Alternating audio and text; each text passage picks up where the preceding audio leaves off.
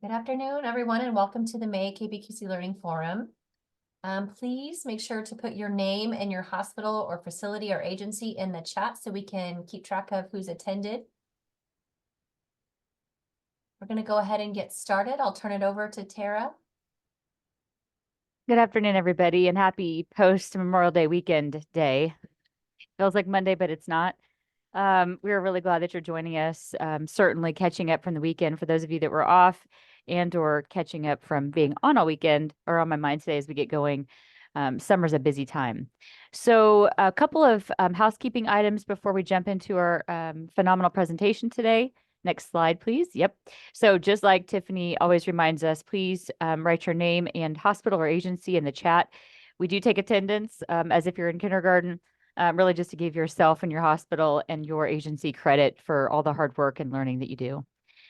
Huge thank you to those of you that came. 48 of you attended our in-person 4-trimester event that was, almost a month and a half ago in Topeka. 30 different 4-trimester sites were represented. We'll talk some more about the awards that were given out that day, but it was a phenomenal chance for us to get to hear from you, for you all to brainstorm.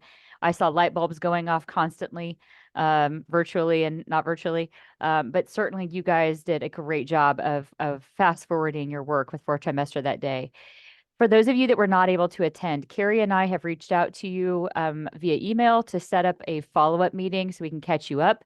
It's vital that we meet with every single person who was not, or site that was not there that day, to make sure you have everything you need to finish out this bundle.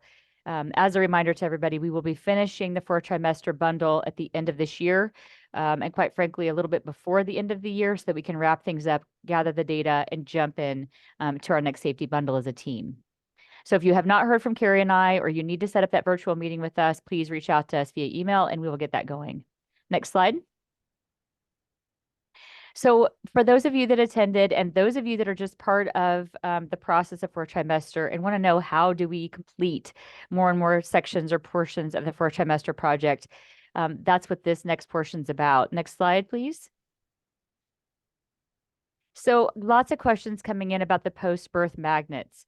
And you see on the left-hand side, the English version, and on the right-hand side, the Spanish version.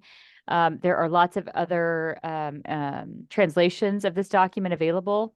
And next slide. First of all, we love that you're using post-birth. As I've said over and over again, if I chose one thing from the 4-trimester initiative that I think is changing quickly, adverse outcomes to be non-adverse outcomes in Kansas, it's the education that you all are providing at the bedside and the follow-up that's happening from the post-birth education. The concern and the questions we're getting about the magnets is that some of you are running out of them now, some of you are about at the end, some still have plenty, and we base the numbers of how many we give you off of your births per year that you submitted to us. So it's okay if that's a little bit disjointed right now. What we would ask for you is two things. Number one, if you need magnets right now for your facility, and we provide half of a year if you're a smaller or if you're a larger hospital. So above 1,000 births a year, we typically just give you half, and then 6 months later, give you another half. But regardless, if you need magnets right now, get a hold of Carrie or I via email. We will double down on getting some sent to you. And then everybody at the end of this year will get, or towards the end of the year, we'll get another batch. So the good news is we've had funding completely taken care of with this, and we are thrilled that we were able to provide these magnets, these go-home post-birth magnets to everybody in Kansas. that now we've got to figure out how to get that more synchronized and how hospitals can sustain that, either with funding that we provide to you all or by continuing to disseminate them, and how we do that for the cheapest price. So we're working on that. But if you need them, get a hold of us. Second thing I'm going to ask of you is to please look at the final planning PowerPoint that Carrie and I sent to you. Embedded in that is how in the heck do we continue and sustain post-birth education to new staff? How do we embed the process? And that toolkit that you see listed right in front of you that has links to different translations, to poster size versions, to how do we make sure it's embedded in new employee orientation. All of that is on that link. Okay. And the password that you will need from that link was embedded in that final PowerPoint slide deck that I talked about just a second ago. So again, if you have further questions, don't hesitate to reach out to Carrier and I. But the drill down of the education and process improvement and how to keep post-birth going is also included in that PowerPoint presentation for you. Next slide. Birth equity. So we've completed the Mama's Voices training, and most of you now have completed the Kansas Birth Equity Network training, for those of you that decided to do that version of birth equity training and were able to do so. So what do we do next, right? How do we complete the birth equity part of the initiative? The answer is in front of you, and this is the same really for the patient event debriefs. First of all, the staff has completed training. If it's Kansas Birth Equity Network, so KBEN, or if it's Mama's Voices, or a little bit of both, okay? That's the first step. Then the second part of the birth equity process is really in front of you, which is that you do self-evaluation on your unit. What are the things we need to fix? What are the things we need to talk about? What are the processes that are not synced with birth equity right now? And after that self-evaluation, we're not monitoring that, but the part that we are watching for that completes that portion of the initiative is creating an action item. So an actionable statement that you will carry forward to the next safety bundle that focuses on birth equity improvement in your facility. By the end of today, those of you that are champions will get an email from Tiffany or myself that will say, or that will have a document included that has you submit this very easily. Okay. We've completed training.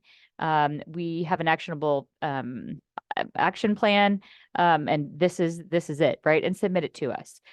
Also on there will be the patient event debriefs portion of that. So we've completed training, and here's what we're doing next to embed the patient event debrief in our policy long-term.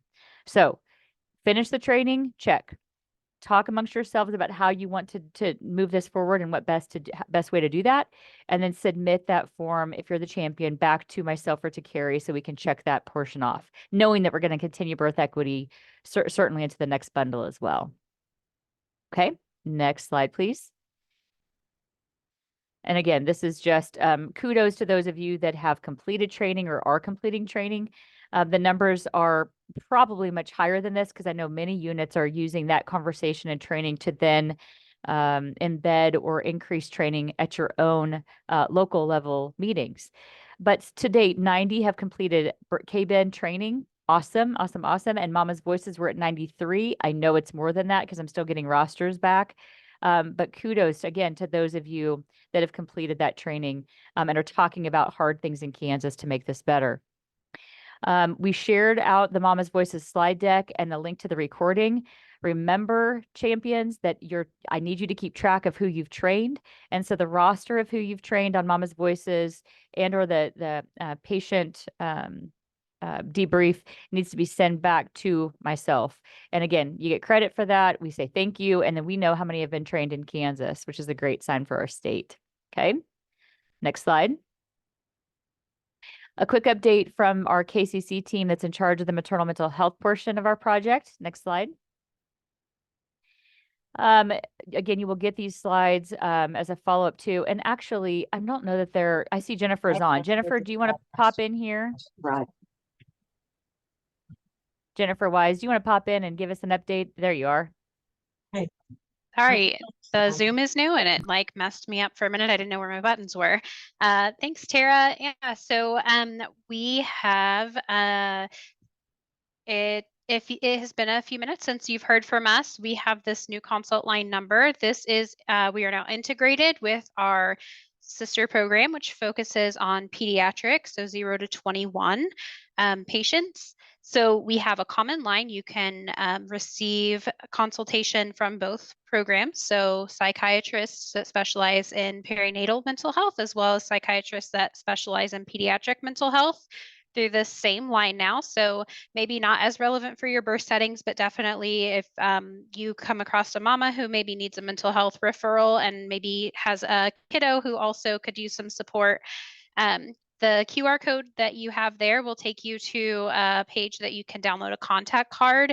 We also have badge buddies available with that QR code. So if any of you are interested in having us mail you some of those badge buddies so that your staff can have all of this information really handy and um, as you're working, please let us know. We're happy to get some of these mailed out to you.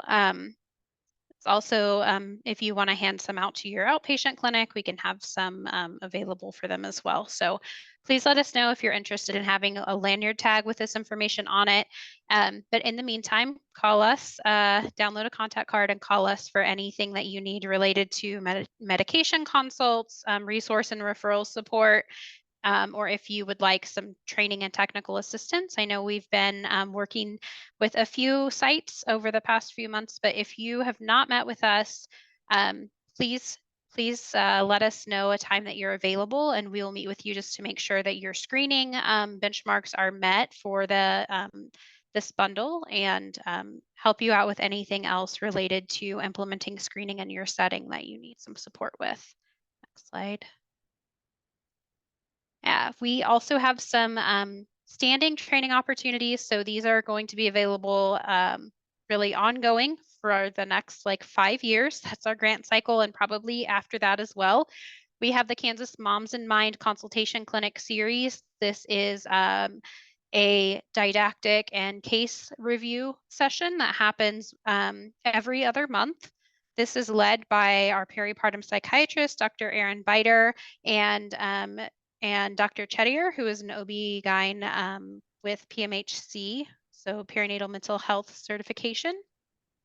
And this is fantastic for nurses, social workers to attend as well. It's really targeted at physicians and advanced clinicians, APRNs, because they really focus a lot on pharmacology management in these presentations. So please sign up, send this to your docs so that they can sign up as well. We hope to see you as a part of that. We also have scholarships available for some advanced trainings. There's a whole list available, that scholarship application QR code. If you visit that page, you can find not only the application for the scholarship, but an entire list of trainings that are covered by those scholarships.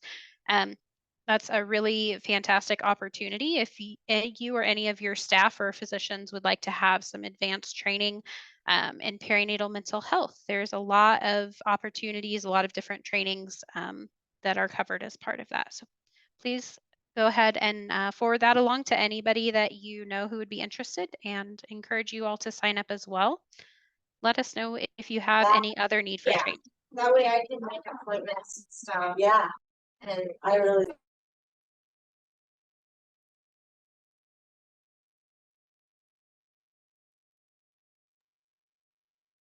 I'll hop back in here. Next one, Tiffany. Thank you so much, Jennifer. Sorry, same thing. I'm clicking buttons and it's completely different, which actually is easier. Just a reminder again about what I said earlier. So if you finish the maternal mental health piece, for example, with Jennifer, or you start working more intensively with Hannah, who we'll talk here in a minute, and you have pieces of the 4-trimester project that you have now completed, just reach out to Carrie and I, send us an email and say, hey, X and Y is done, mark us off as 5s. And completed, and we will make that documentation. As we continue through this the last part of this year, we will again be reaching out to make sure that everybody is caught up to speed, but we would ask you to also own that portion of the documentation or the submission too, so we can keep updated with you. Next slide. Also, as a quick celebration to the entire elective of KPQC, when everybody was together in April, we celebrated our facilities. We know it's been a long 4-trimester safety bundle, but so much great work has happened that we wanted to take pause and celebrate the 3 levels of completion that are happening. Our bronze hospitals or facilities have completed 0 to 3 initiatives, and many of those folks are the ones that are just getting started or just recently enrolled and doing great work fast. Our silver group has completed 4 to 6 of the initiatives that you see listed to the left. Again, these are the primary bundles or pieces of the bundle that are within the 4th trimester. And then our gold facilities are completely done, have completed all 9 or 7 or 8. So they're getting really, really close to the end. And the wonderful news is all of us started in the 0 to 3 category, and now a tremendous amount are silver or gold, which is exactly what we wanted to see with 4th trimester work. Next slide. So this is our bronze level. Look for your hospital, look for your representative. They're pictured, lots of smiles and success because these guys are going fast. And lots of great things are happening at those sites. In fact, several of those that I see listed have already improved, I think, to the silver level since they left that day. Next slide. There's your silver level people. And again, I know some folks have now moved up to the gold, but we celebrated those folks. Look for your facility. Again, congratulate your champion who's working hard to get your facility up to speed and beyond. And then one more slide for me. And then there's your gold group. Again, these are the fast-paced folks who are really almost done with a massive, probably the largest safety bundle we will ever do in Kansas.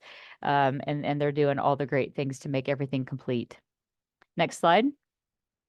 So without further ado, I'd like to introduce somebody who's really important in the conversation of improving outcomes in Kansas for our moms and our families. And I'll let Hannah dive into this a little bit more. I know she's got it as part of her presentation, but it is absolutely imperative that we talk about intimate partner violence now and in the future for the safety bundles that we're talking about, and certainly for the future safety bundles. It is in our face, and if we ignore it, we have not done a service to our patients. So we asked Hannah to come. And again, this is part of the 4th trimester initiative, is to include IPV at every training and connection and referral networks at every site in Kansas. And so I'd like to introduce Hannah. Hannah Figs-Hord is our resident expert and phenomenal trainer. I'll let her further introduce herself and take it from there. Hannah, thanks for joining us. Thank you, Tara. Hi, everyone. Like Tara said, my name is Hannah Figs-Hord, and I am the MAVIS project coordinator at the Kansas Coalition Against Sexual and Domestic Violence. It's a huge mouthful. The MAVIS project is the Maternal Anti-Violence Innovation and Sharing Project, and we'll get into that a little bit more. But the cliff notes of my background is that I was a young domestic violence shelter manager years ago, and I worked with lots of pregnant women who were staying in the shelter, and they were trying to navigate, you know, their already little ones that they had, how they were going to leave the shelter to go to the hospital, to safely give birth, to come back to the shelter with their kids and try to breastfeed and try to do all this stuff. And that's when I really got passionate about birth, and I became a birth and postpartum doula for a few years. And then this project came up that really married the two worlds, and here I am. And I know that some of you might have received some training on the CUES model throughout the history of this project. I've had a couple of different predecessors in this role, but I am not going anywhere, and I am a resource for you all, a sounding board. We're going to do this together. We're going to get through it with y'all's expertise, with my expertise and experience. We're going to truly impact the pregnant and postpartum folks that we're serving. So Tiffany, go ahead and go to the next slide. This is just our grant. This is the MAVIS grant disclosures. You can go on to the next slide. So we're going to cover a lot of things in a short amount of time, so you guys better buckle up. First up, we're going to go ahead and look at some of those statistics. What does intimate partner violence and maternal mortality look like in Kansas? You know, Tara really mentioned it's not going anywhere. This is something that's important to all of us. The second thing is we're going to look at the limitations of disclosure-based screening practices. And those are those questions that we all are required to ask folks. Those, do you feel safe in your home? Have you ever experienced abuse? Questions like that, and you know, what they're good at and what they aren't so good at. The third thing, which apparently I can't count, those numbers are off. We're gonna identify the benefits of the CUES intervention and really what the goal is of CUES and how it's different from those screening tools. And then the last thing, we are going to outline some next steps for everybody. And I know that there's a lot of great work being done. I'm newer in this role. I've been here for 6 or 9 months, and so I'm not as familiar with all those things. So we'll go ahead and we'll get some of that ironed out a little bit. Tiffany, next slide. So let's look really briefly at maternal mortality in Kansas. Right now, our maternal mortality rate is 22.8, which is 45% higher than the goal for 2030 of 15 maternal deaths per 100,000 live births. So this really is just our impetus. This is what is lighting the fire for all of us doing this work, that this is really important. We have a lot of work to be done. Homicide, unfortunately, throughout 2016 to 2020, when the KMMRC reviewed those maternal deaths, homicide was the third leading cause of death, right there with cardiovascular events. And nearly 1/3 of all of pregnancy-associated deaths were caused by homicide, suicide, mental health conditions, or poisoning overdose. So that is the other piece of the MAVIS project that we'll talk about in a moment. Next slide. So this really quickly, and some of y'all have probably seen this, this is the graph that kind of outlines those causes of death.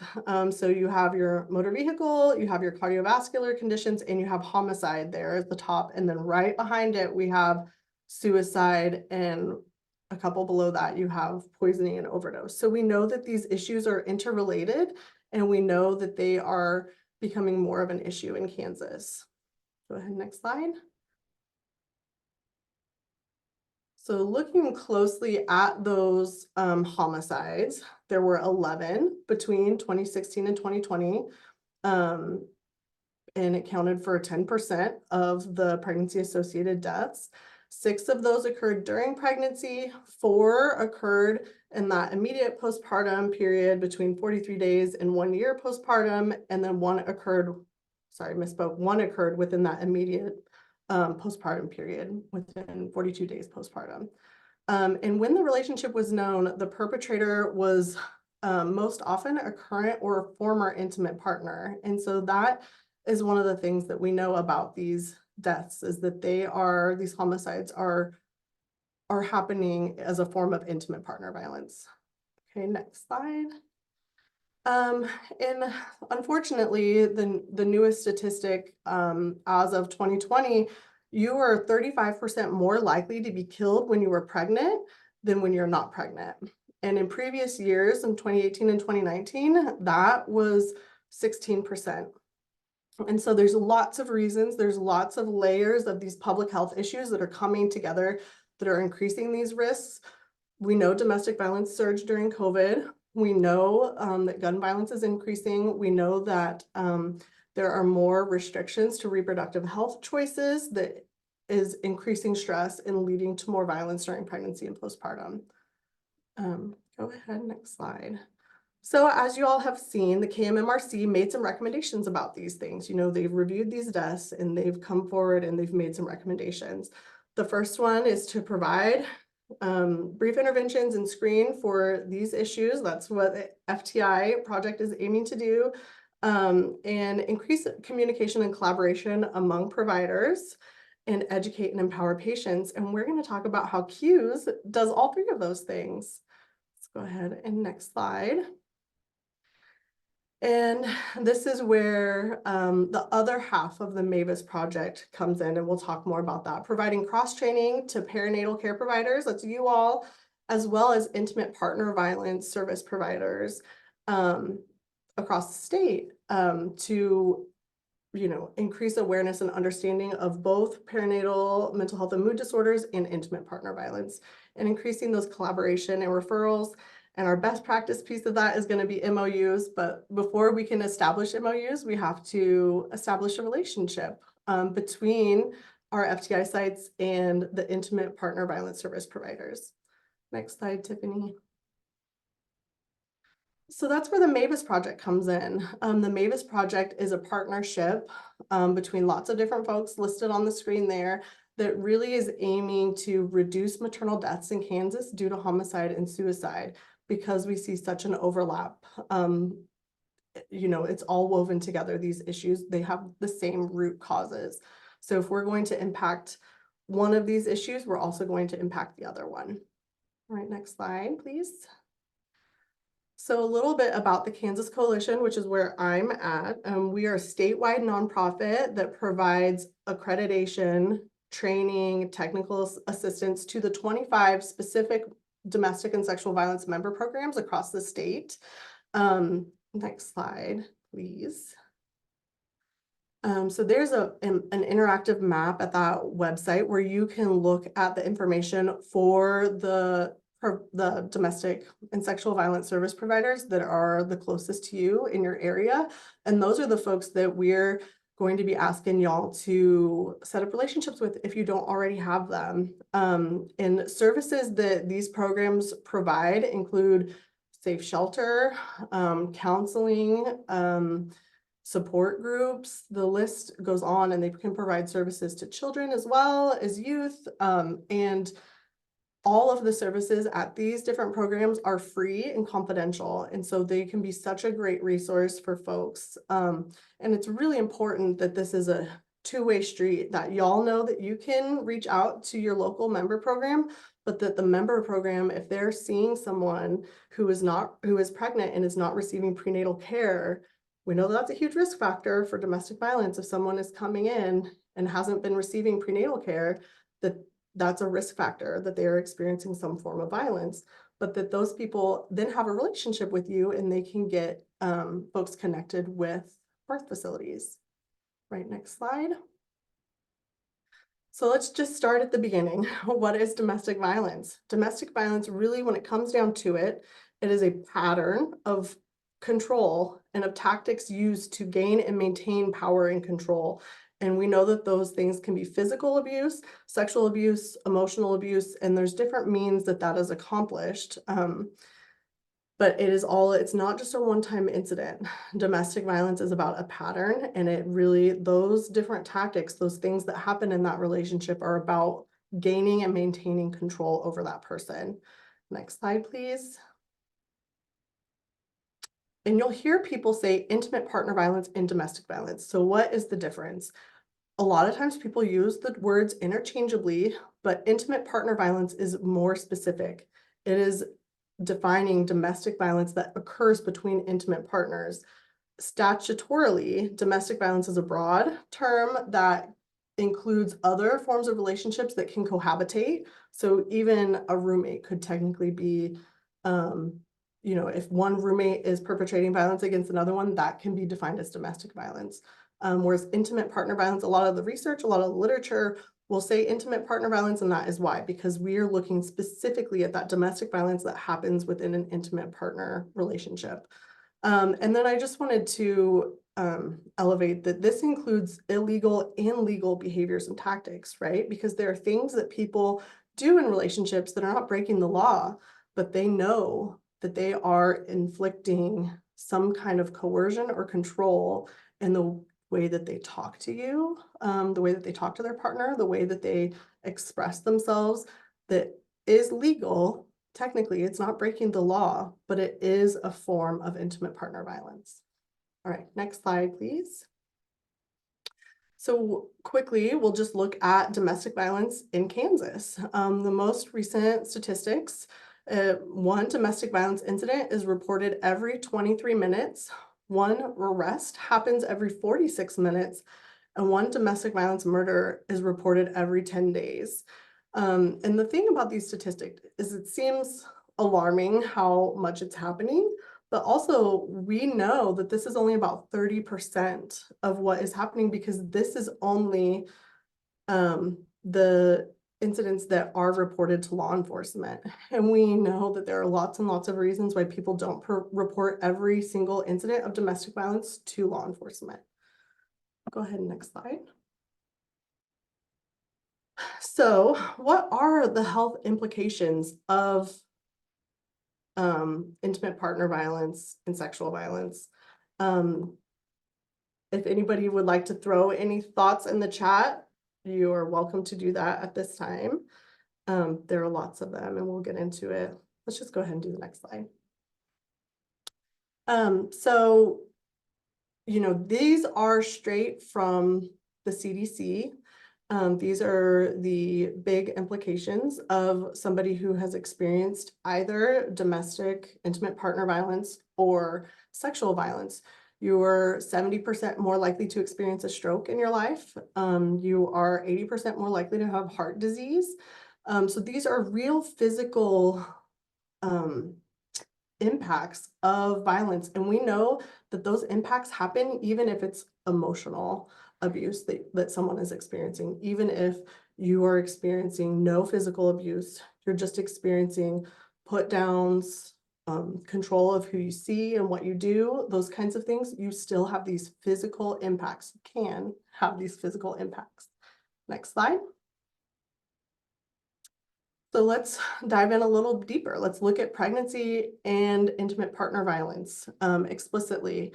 We know that folks are more likely to receive no prenatal care, like I mentioned, or delay care until later than recommended if they're experiencing intimate partner violence. We also know that they're 3 times more likely to report symptoms of depression during that postnatal period. It's also associated with an increase in low birth weight and preterm birth. And we also see that folks are 3 times more likely to suffer perinatal death if they are experiencing intimate partner violence. Next slide. So, given the heaviness of all of that, there are lots of reasons that it's hard to talk about with our patients. Let's go ahead and go to the next slide. And so there has been some qualitative data that's come out of some research that's been done with nurse home visitors in California, really across the country. Initially, 2 decades ago, when they started this project, these trends were coming out of California, but now they're more widely accepted. Providers report reasons why this is hard to talk about. Time constraints, you know, you have such a short appointment time, it's really hard to get all of this in. Discomfort initiating these conversations, they're hard topics to talk about. If someone discloses that they are experiencing violence, not knowing what to do, not feeling confident about that, worries about mandated reporting. Okay, if I bring this up and somebody does disclose to me, what then is going to happen? What am I required to report? Lack of time really ties into those time constraints. Providers also reported feeling like they didn't have any power in the situation, that, okay, I bring this up and a patient wants to talk to me about it, but I can't actually do anything to help them. And then providers also mentioned a fear of offending either the patient or the partner if they bring up intimate partner violence. Okay, next slide. Okay, briefly, we're going to just talk about the screening, which is, you know, we're all required to do screening. We all have some kind of a requirement to ask these kinds of questions. And I'm mostly familiar with, do you feel safe in your home? But these are other examples of screening questions that are asked at times. And the goal of these questions is, okay, as a nurse or as a provider, I'm going to ask you, do you feel safe in your home? And if someone says, yes, I feel safe in my home, then we move on. And if someone says no, then that triggers a cascade of something else happening. So that alone, that is kind of what we call disclosure-driven screening. Next slide, please. And we can see that there is evidence that disclosure-driven screening practices are not effective. The first thing here is that there are low disclosure rates. We now know that on average, that question alone only captures about 11% of folks who are experiencing violence. So when you're asking people, do you feel safe at home? Very few people who are actually experiencing violence are answering that question honestly. And then the other real kicker, the thing that really hurts, is that when someone does answer honestly and they say, no, I'm not safe in my home, that this data has found that there's no difference in what happens and the care that's provided between a survivor who answers that question honestly and a survivor who says, who lies, essentially. And so there are real limitations that we now know that these questions alone aren't enough. These questions alone are not helping us to help people who are experiencing violence. Next slide, please. So reasons that the folks that we're serving are not answering these questions honestly. And Tiffany, you can kind of pop through a couple until they all pop on there. I think I messed this one up. Perfect. So this data, this qualitative data that I was referencing, they found lots of reasons why people don't answer that question honestly. And when I think about myself and when my doctor asks me questions, there are certain things that I don't feel comfortable telling my doctor either. So I can imagine that for a survivor who's experiencing violence or experiencing coercion and control, that there's just so much fear associated with that they don't know who to trust and what's going to happen if they tell somebody what's going on. So survivors reported that they feel really uncomfortable. It's an awkward conversation. It kind of comes out of left field. They fear for their children. That's every parent's biggest fear, is what's going to happen to my kids? Are my kids going to be taken away? Fear of judgment from your provider.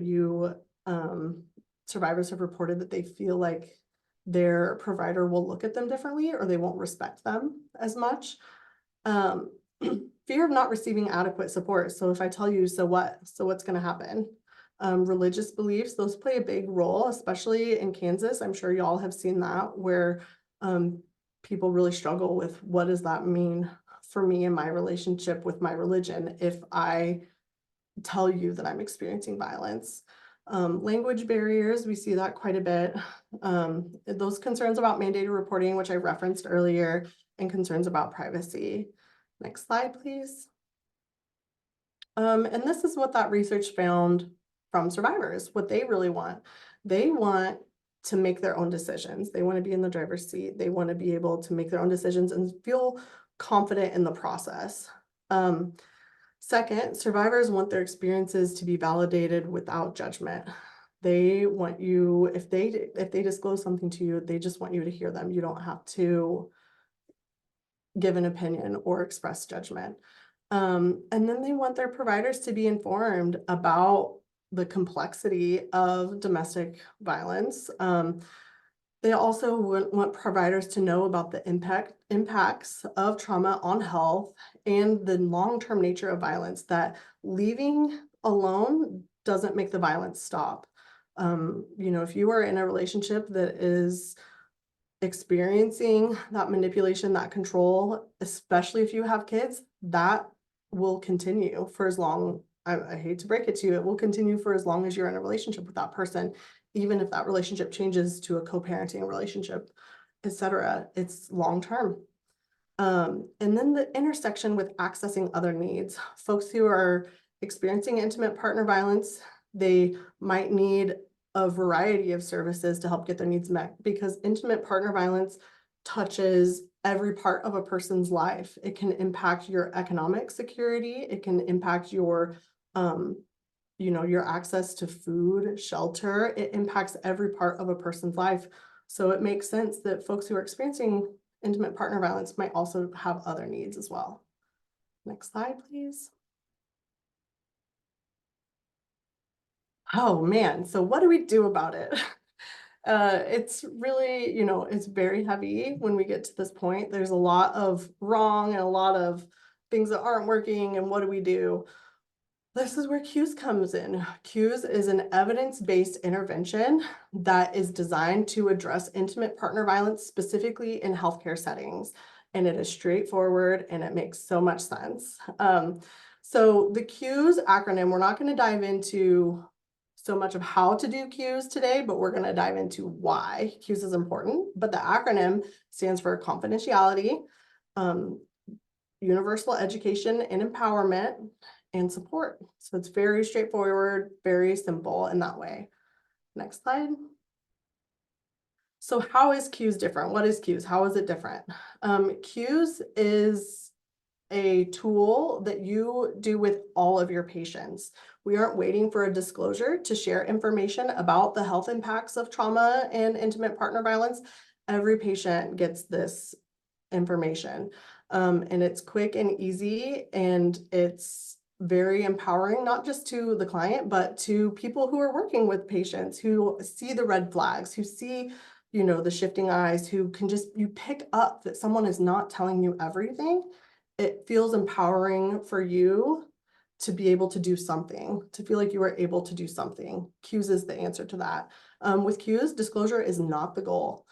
CUES works as, because we are giving this information to every person, it is prevention as well as intervention. So it can be a really powerful tool in that way. All patients have access to information on intimate partner violence and sexual violence services. Patients are encouraged to share resources. So we talked about those numbers of how prevalent violence is in Kansas and how many people are experiencing domestic violence. So even if your patient is not experiencing domestic violence, you're giving them the tool so that they can help the loved ones in their lives who are. And it can feel, and for that reason, it can feel very empowering to you as the provider who's sharing that information, but also to the client, like, oh my gosh, yes, thank you. I have something, I have something to help this person that I love. And then intimate partner and sexual violence advocates become part of your referral process. You build a relationship, and that benefits everybody involved. Let's go on to the next slide. So when I talk about universal education, it really is that we are giving the information on sexual and domestic violence to all of our patients. There's, 2 decades of research backing this up. Like I said, it is prevention and intervention. It increases your confidence as the provider in discussing domestic violence because you have a tool in front of your face. You'll get to see that in just a little bit that you can use. Patients report very positively after receiving this intervention. Patients say that they are 2 times more likely to share the information and the hotline numbers on this tool. And it really helps providers and patients make the connection between trauma and violence and other health issues. And that can be very powerful. Next slide, please. So we'll touch on this a little bit, but the whole goal of meeting with and establishing a relationship with the local domestic or sexual violence care provider in your area is to help coordinate the care.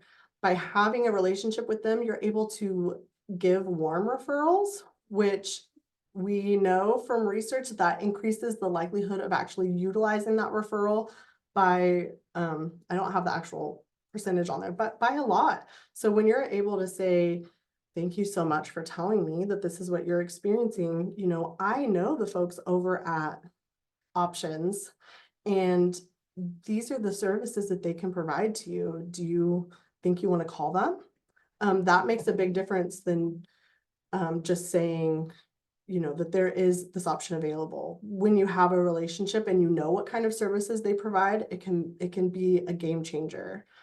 Next slide, please. So now we're going to watch a short video. It's like a minute long of someone using the CUES intervention, and hopefully it will make it a little more clear to you. And Tiffany, okay, you're on mute. One of the things we started to do with all our patients is give them these safety cards. Even if they say their relationships are great, and even if they're not in a relationship. Why? Because we know that relationships change. And we also know that many women have friends and family who need help, but they don't know what to do. This card talks about what women do and do not deserve in relationships. And it has safety information and 24/7 hotlines on the back. Thank you for these.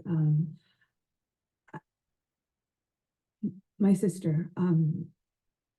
She's been struggling a long time, and I keep trying to figure out ways to better help her. I'm sorry to hear that about her. Yeah, me too. Well, I'm glad these are useful to you and possibly to her. You can call the numbers on the back for more information about how to help. Thank you. Do you have any questions? No, thank you. These are perfect. Great. Is it okay for me to ask my assistant to come back in so we can do your PAP? Oh, yes, please. Please send her in. Yeah. Thank you. Okay, great.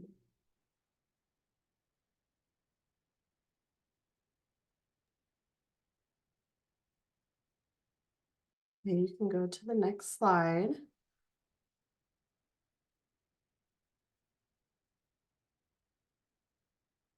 So what you saw in that video was that provider using the CUES intervention and providing that patient with 2 cards. And that's a big part of this model is, that how he framed it.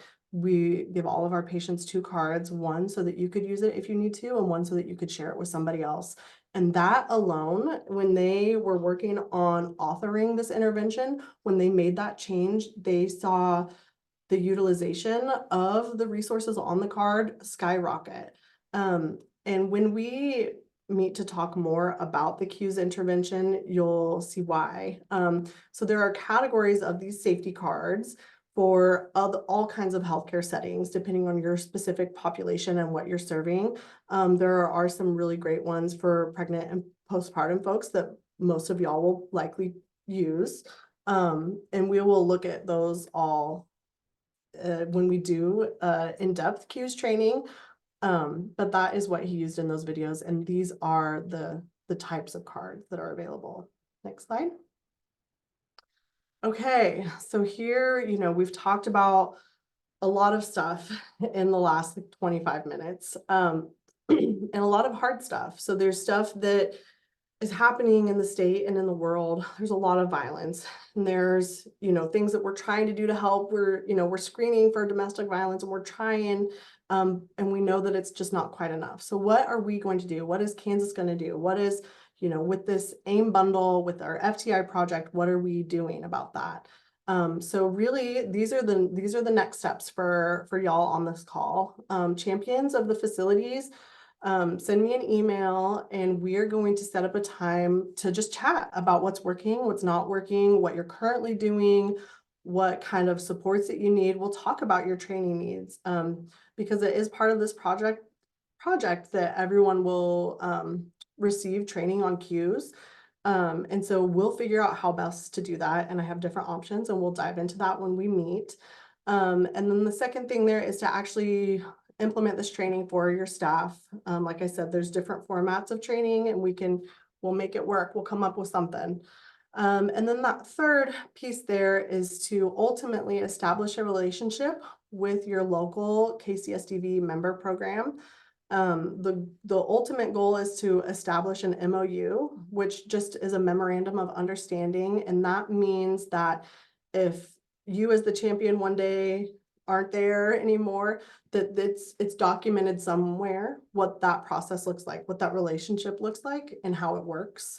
So that, whether if it's somebody at the domestic or sexual violence service program and they leave, and it's somebody new, that they can look at that document and they can pick up the relationship there. Let's go to the next slide. There's some of my references. I think there might be another one. References, next slide. Okay, one more. Okay, there is my contact information. And so really I am, I said this at the beginning, I am here for you guys. I want to be a resource for you. I want to help you connect with your local member programs. I want to help y'all, meet these goals so we can get these marked off for your AIM bundle. And I want to make something that will work for you. And so please do not hesitate to reach out. We will problem solve. We'll look at, you know, what you're doing and what we can change. And yeah, we can do it together because we are going to make a difference for folks in Kansas. So I will leave you with that. Hannah, thank you so much. Lots of work to be done. I sense it in your voice. We want to help right away. And so for those of you that have not reached out or been involved with Mavis to date, what Hannah's saying is today's the day. You don't have to jump right in with training tomorrow, but let's get things going. And just awareness of your staff. I think what you keep hearing from the fourth trimester initiative is that the data is pretty clear, that simple conversation, opening the door to conversation, and knowing how to help that patient to the next step really changes the outcomes pretty dramatically. I'm excited for where we're going to go and improve things with Hannah's leadership. Thank you, Hannah. I appreciate it today. We'll go ahead and let you guys free to enjoy the last 10 minutes of your lunchtime.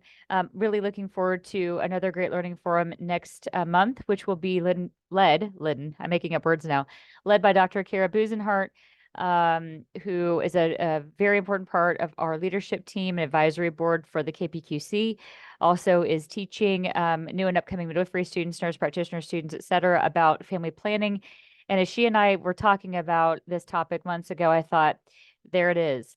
I think we've got lots of myths that are happening at the bedside immediately postpartum about family planning decisions. And it's time to dispel those because that only hurts the patient's decision making. So we're bringing Dr. Busenhart back or up, and she'll be in charge of the learning that we do together next month.